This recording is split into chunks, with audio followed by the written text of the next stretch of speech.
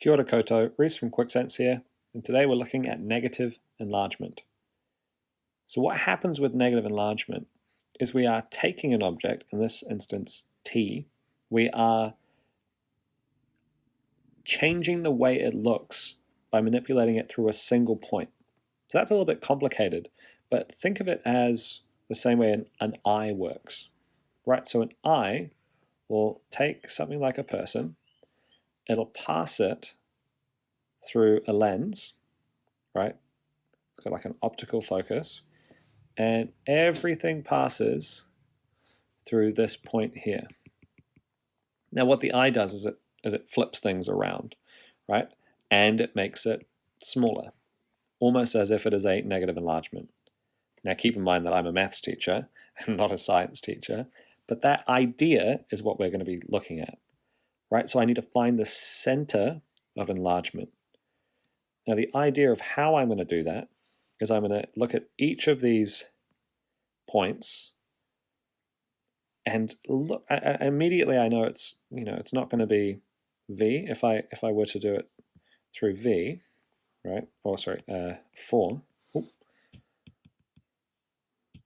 So moving from here, right? It's just not quite. This is actually going to make it quite different, right? So let's look at these two in the middle. So with 3, I'm going to extend this point through here, right? And so we can actually see that 3 and 2 work for this, right? Along this line, I have this point and this point. So that works. What I do now is ask a similar question, but for these 2 points here. So what happens if I take this point, extend it through the line? Well, that point roughly, and it's roughly because I'm using a program on my calculator on my iPad and not a ruler, that sort of goes through that. Let's try that again.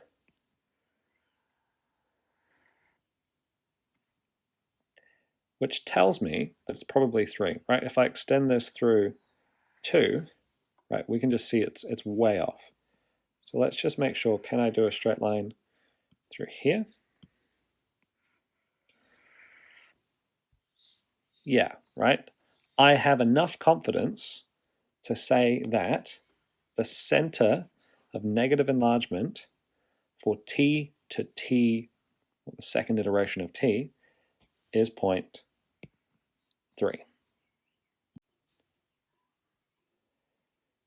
In this next question, we have a triangle, and we have one of the points of the sort of the iterative triangle, right? What happens if I do a negative enlargement on this triangle?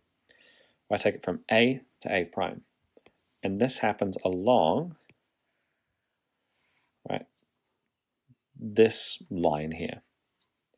So it's asking me which is going to be the corresponding vertex for B. So where is B prime? There are a couple of things that I know, right? I know that the center of enlargement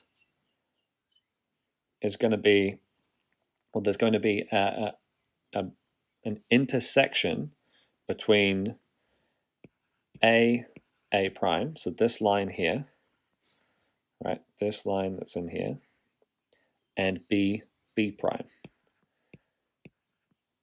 right? It's going to be along,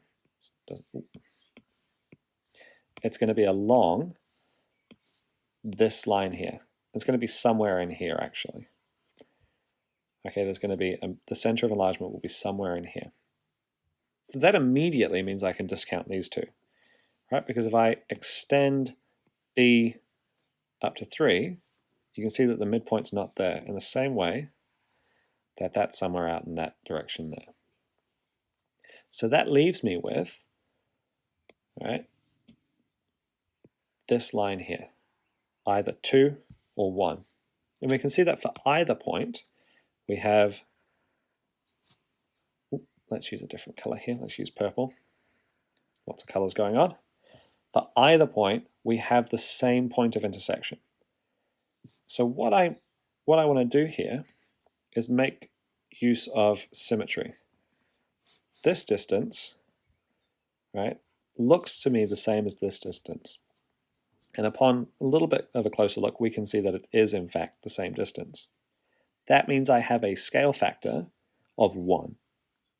Right, I'm not really increasing this, I'm more flipping it around through a single point, the center of negative enlargement. So that tells me that the distance from here to either 2 or 1 has got to be the same. So this is 1, 2, 3, 4, 5. So if I go 1, 2, 3, 4, 5 up, that leaves me with only one option, right? I, the center of enlargement,